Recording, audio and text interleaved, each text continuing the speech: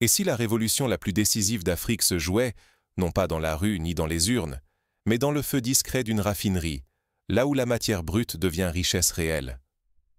À Lagos, une raffinerie titanesque, née d'un investissement de 20 milliards de dollars, surgit à l'horizon.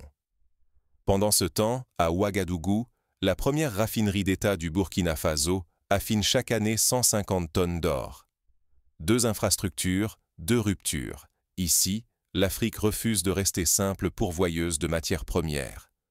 Ces lieux, hier anonymes, s'érigent aujourd'hui en symbole d'une émancipation attendue depuis des générations. Fini le paradoxe. Le continent n'est plus condamné à importer son propre carburant ou à voir son or s'envoler sans valeur ajoutée.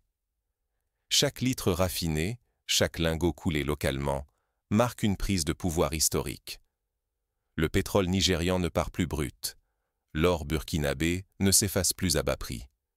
Cette mutation, qui semblait impossible il y a seulement 10 ans, rappelle la révolution énergétique de l'Arabie saoudite dans les années 70.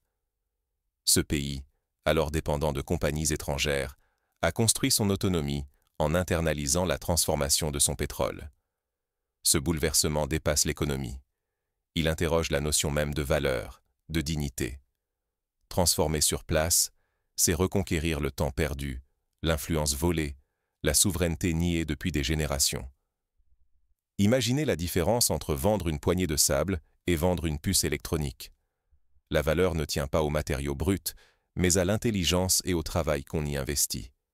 Mais croire en cette révolution, c'est s'exposer.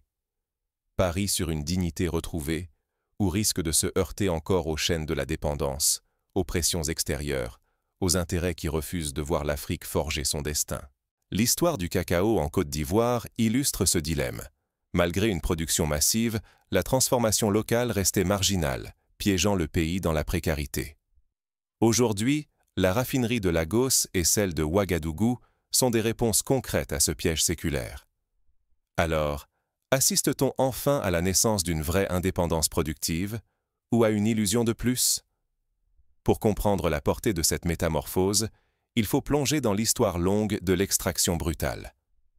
Les cicatrices de la dépendance industrielle dessinent encore la carte de l'Afrique contemporaine. Pensez à la République démocratique du Congo, immense producteur de cobalt et de cuivre, mais dépendant des usines étrangères pour transformer ses minerais. Cette dépendance n'est pas une fatalité. Elle est le fruit d'un choix imposé, d'un modèle de développement à sens unique. Pourquoi l'Afrique, continent aux richesses souterraines inouïes, voit-elle sa valeur lui filer entre les doigts depuis tant de générations? Depuis toujours, le schéma s'impose. Exporter brut, importer raffiné. Pétrole, or, manganèse, tout s'en va, ne laissant que des miettes et des chaînes, même pour les biens issus de ses propres terres.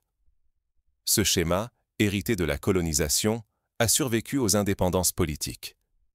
Regardez la Guinée, qui exporte la bauxite brute alors qu'elle pourrait fabriquer de l'aluminium sur place, captant ainsi plus de valeur pour sa population. Mais aujourd'hui, 2 exemples bouleversent la donne. Au Nigeria, plus de 610 000 barils de pétrole sont désormais raffinés chaque jour, non loin de Lagos, dans une installation titanesque. Au Burkina Faso, 150 tonnes d'or par an sont transformées en lingots par des ingénieurs nationaux, une première historique en Afrique de l'Ouest. Ces chiffres ne sont pas que des exploits techniques. Ils symbolisent une rupture avec la fatalité. Longtemps, exporter brut voulait dire acheter cher ce qu'on aurait pu produire chez soi. Le Nigeria, géant pétrolier, importait son propre carburant. Le Burkina Faso, champion de l'or, voyait sa fortune partir à l'état brut et revenir métamorphosée, hors de prix. Ce système enrichissait d'autres et appauvrissait l'Afrique. Il vidait le continent de ses revenus, de son influence, de sa capacité à choisir et à construire son avenir. Chaque cargaison exportée sans transformation affaiblissait son pouvoir, sa souveraineté, sa dignité même. L'histoire du coton malien, exporté brut puis racheté sous forme de tissu à prix d'or, illustre cette spirale d'appauvrissement. Les paysans, privés d'outils industriels, restaient les otages d'un marché mondial piloté depuis l'extérieur. Mais un nouveau cap se dessine. La transformation locale, la création de chaînes de valeur sur place, l'essor d'emplois industriels, Tout cela est une reconquête. Au Burkina Faso, sous l'impulsion d'Ibrahim Traoré, la règle change. Désormais, créer la valeur ajoutée chez soi devient un acte de puissance. S'approprier les technologies, maîtriser le processus, c'est retrouver la dignité perdue. On l'a vu ailleurs dans le monde. La Corée du Sud, dans les années 60, a transformé son sort en investissant massivement dans les industries de transformation, devenant l'un des leaders mondiaux de l'acier et de l'électronique. Ce bouleversement est profond. Il n'est pas seulement économique, il est psychologique, culturel, existentiel. Pour la première fois depuis des lustres, la richesse africaine n'est plus condamnée à l'exil. Elle nourrit une confiance inédite, une indépendance tangible, qui se mesure en mégawatts, en barils raffinés, en lingots coulés dans la terre natale. Pensez à l'impact sur la jeunesse. Chaque usine inaugurée est un espoir, chaque emploi crée un horizon qui s'élargit. Mais rien n'est acquis. Chaque tonne expédiée à l'état brut creuse encore le déficit, fragilise l'avenir. Les pressions extérieures, la difficulté d'industrialiser, la compétition mondiale rendent la conquête fragile. Raffiner localement, c'est transformer l'attente en action, la dépendance en puissance réelle. Les exemples des sanctions imposées à l'Iran ou au Venezuela montrent combien le contrôle des infrastructures de transformation est stratégique et vulnérable face aux tensions internationales. La révolution industrielle africaine n'est pas une simple question de croissance. C'est une réinvention du rapport à la valeur, au pouvoir, à la souveraineté. Chaque litre raffiné, chaque lingot d'or façonné sur place, représente une avancée vers la maîtrise de son destin. C'est la renaissance d'une fierté, d'une capacité à choisir et à négocier d'égal à égal, non plus comme simple fournisseur, mais comme partenaire incontournable. Mais cette dynamique reste fragile, menacée par les intérêts extérieurs et la complexité des défis internes. Alors, comment transformer cet élan en véritable basculement historique? Derrière chaque raffinerie africaine, une bataille se joue, parfois à ciel ouvert, souvent dans l'ombre. L'exemple du pétrole au Nigeria est frappant. Pendant des décennies, les multinationales dictaient le rythme, fixaient les prix, contrôlèrent les standards. Aujourd'hui, avec des infrastructures locales, le rapport de force change lentement, mais sûrement. À peine l'Afrique entame-t-elle sa révolution industrielle que le monde entier retient son souffle. Les grandes puissances, de Washington à Paris, observent chaque avancée à Lagos ou Ouagadougou comme autant de signaux d'alarme. La nervosité est palpable. Si l'Afrique s'émancipe, tout l'ordre économique peut vaciller. En témoignent les débats houleux au sein de l'Union européenne sur la sécurisation des approvisionnements énergétiques. En Europe, des analystes sonnent le tocsin. La perspective d'un pétrole ou d'un or africain devenu cher, d'un continent maître de ses prix, inquiète, certains redoutent un basculement du centre de gravité. Et si l'Afrique dictait enfin ses propres règles? Imaginez une Afrique qui, à l'instar de l'OPEP dans les années 70, impose ses conditions sur les marchés mondiaux, influençant les prix et les politiques globales. Face à cette menace, les ripostes se multiplient. Des campagnes de désinformation, menées avec une subtilité redoutable, distillent doute et peur. Éditoriaux anxiogènes, rapports orientés, rumeurs sur la fragilité des infrastructures. Sous la table, certains pays agitent le spectre de sanctions, d'isolement, de barrières à la technologie. On se souvient des pressions exercées sur le Zimbabwe lors de la nationalisation de ses mines, ou sur la Bolivie après la reprise du contrôle de son lithium. Mais la contestation n'est pas seulement étrangère. Au sein même du continent, des voix s'élèvent. Dans les cercles des élites économiques, on murmure « Le rêve industriel n'est-il pas trop coûteux, trop risqué, trop dépendant de savoir-faire importé ?» Dans les ministères et les cafés, on craint la rupture des chaînes d'approvisionnement, la vulnérabilité des installations. Certains rappellent l'échec de la Sotra en Côte d'Ivoire ou de la Sonatra en Algérie, où l'ambition industrielle s'est heurtée à la corruption ou à l'instabilité politique. La peur d'un échec est omniprésente. Un revers signerait la perte de milliards investis, la fuite de capitaux, des milliers d'emplois supprimés. L'instabilité sociale guette, et avec elle, le spectre d'une humiliation collective. Avoir trop rêvé, trop trop vite, et devoir reculer.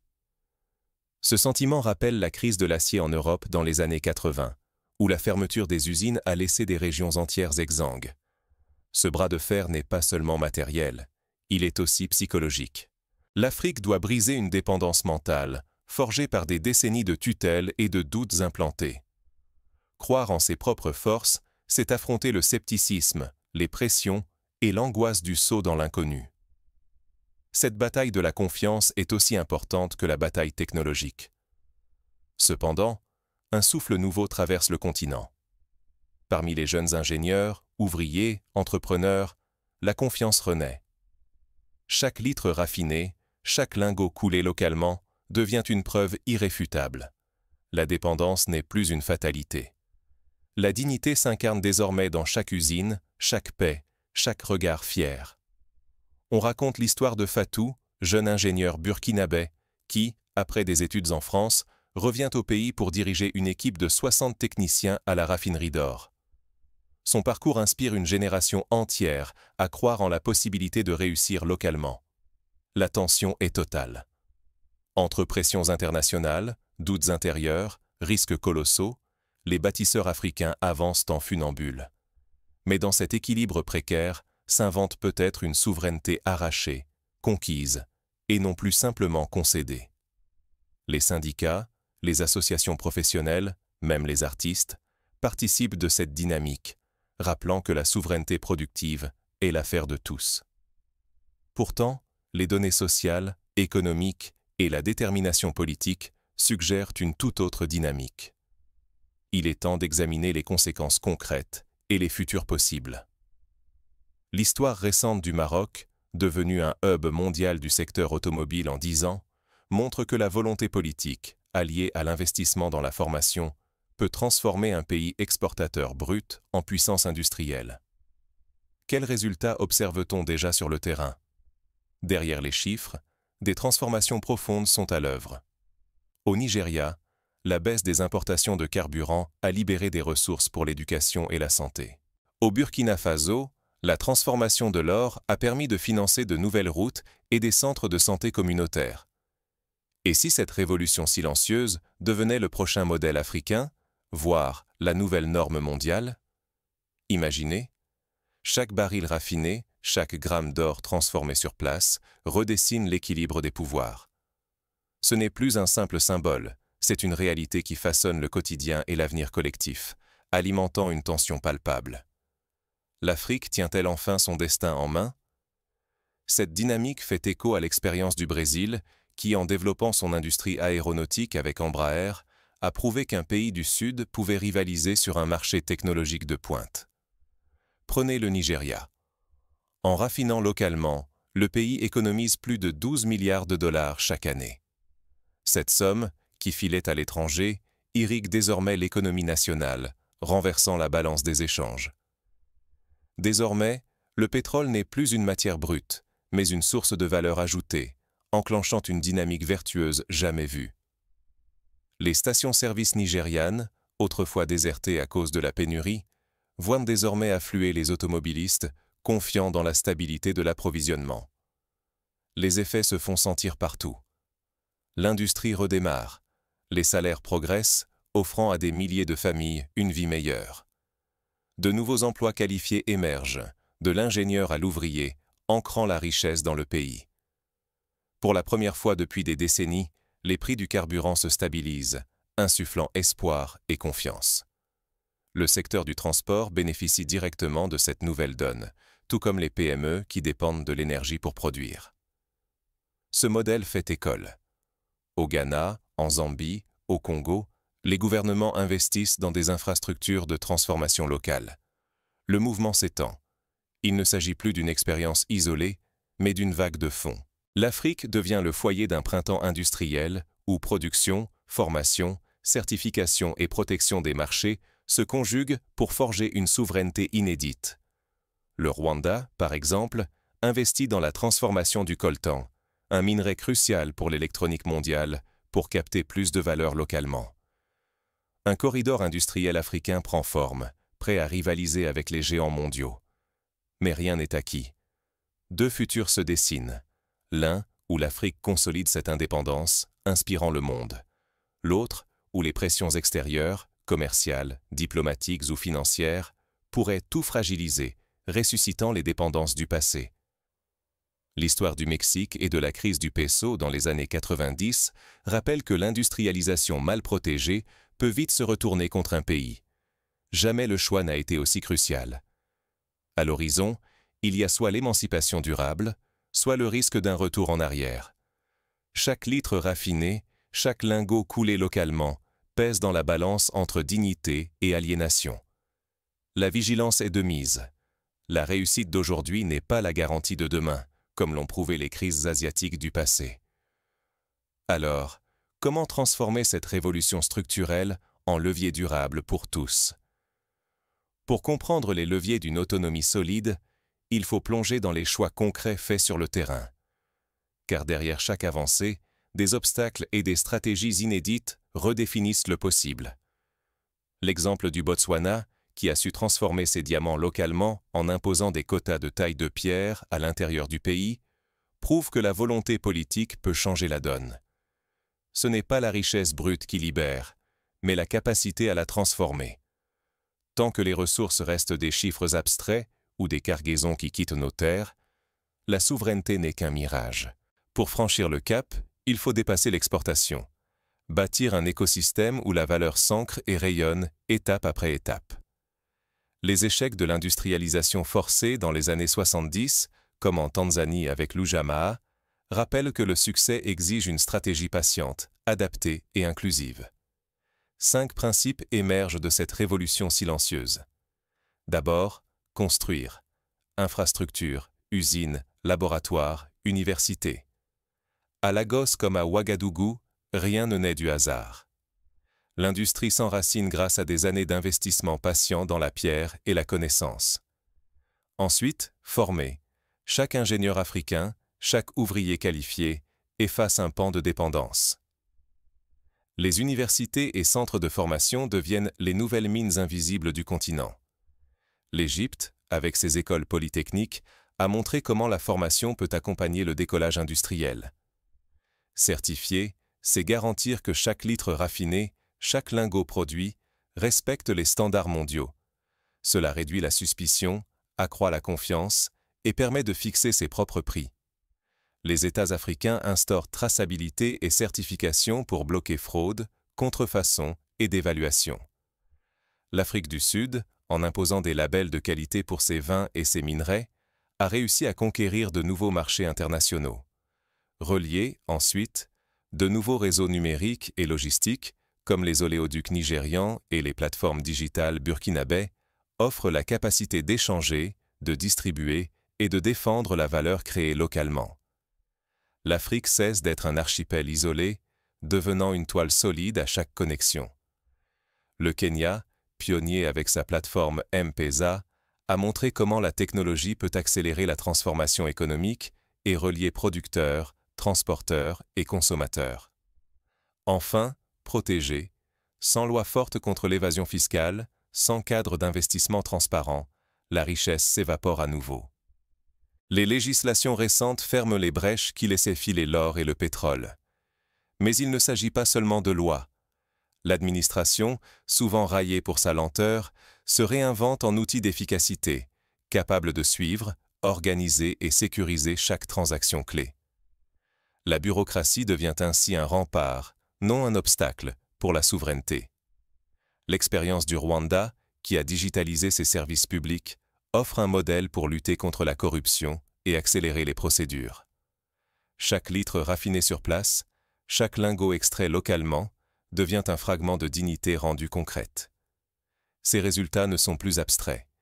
Ils incarnent les victoires du quotidien contre la dépendance et redéfinissent la relation à la richesse et à l'avenir. Les villages proches des raffineries voient apparaître de nouvelles écoles, des dispensaires, des routes, preuve que la transformation industrielle profite à toute la communauté. La leçon ? La valeur ne s'achète pas, elle se construit. Aucun investisseur, aucun partenaire extérieur ne la portera sur un plateau. Elle naît d'un réseau d'acteurs locaux qui bâtissent, forment, certifient, relient et protègent. Ce modèle inspire désormais bien au-delà du Nigeria et du Burkina Faso.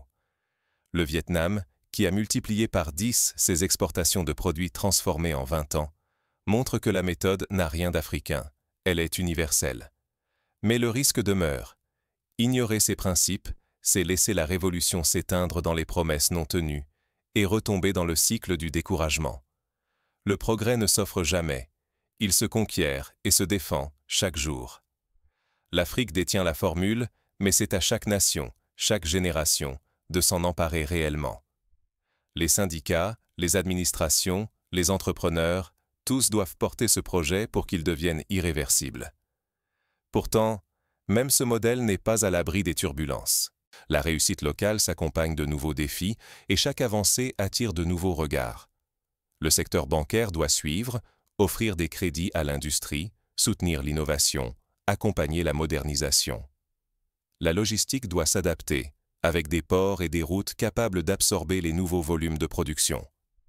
La révolution tranquille ne réclame ni compassion, ni louange. Elle exige d'être entendue, d'être rejointe dans son élan. Il est temps pour les investisseurs, les partenaires, les diasporas africaines de s'associer à cette dynamique, non pas pour imposer des modèles extérieurs, mais pour renforcer les succès locaux. Ce qui se joue aujourd'hui en Afrique déborde les frontières du Nigeria ou du Burkina Faso. Une langue nouvelle se forme. Chaque geste d'industrialisation locale devient un mot, chaque raffinerie une phrase, chaque lingot une proclamation de souveraineté. Désormais, la valeur ne se décide plus à des milliers de kilomètres, mais se construit là où l'on vit, par la transformation de ce que l'on possède. Les jeunes Africains, en voyant leur pays exporter des produits finis, trouvent de nouveaux modèles, de nouvelles ambitions. Détourner les yeux, c'est manquer une leçon universelle. La dignité et le contrôle du destin ne se quémandent pas, ils se prennent. Les chiffres parlent d'eux-mêmes. Plus de 600 000 barils raffinés chaque jour au Nigeria, 150 tonnes d'or transformées chaque année au Burkina Faso. Mais derrière ces volumes, ce sont des millions de vies qui changent, des jeunesses qui s'éveillent, des nations qui osent décider. Le succès de la raffinerie inspire les voisins. Le Niger, la Côte d'Ivoire, même le Sénégal, rêvent à leur tour de raffinerie nationale. Ce récit n'est pas une quête d'admiration. Il agit comme un miroir tendu au monde. Car chaque litre raffiné, chaque lingot produit localement, rappelle que la souveraineté n'est pas un luxe. C'est un droit qu'il faut arracher. L'indépendance n'est plus une fête de drapeau, mais une capacité réelle. Créer, exporter, rayonner selon ses propres règles. Le danger, c'est que cette transformation soit étouffée par l'incrédulité ou l'indifférence des autres. Cela condamnerait l'Afrique et l'humanité entière à l'éternel recommencement d'un système à sens unique. L'enjeu est vital. Si l'Afrique échoue à maîtriser sa chaîne de valeur, ses ressources pourraient à nouveau lui glisser entre les doigts. Mais si elle persévère, elle redessine la carte d'une époque où exporter des savoir-faire compte autant qu'exporter des matières. Cette leçon s'adresse à tous. La souveraineté productive, c'est la capacité de façonner son propre récit et d'inspirer le monde.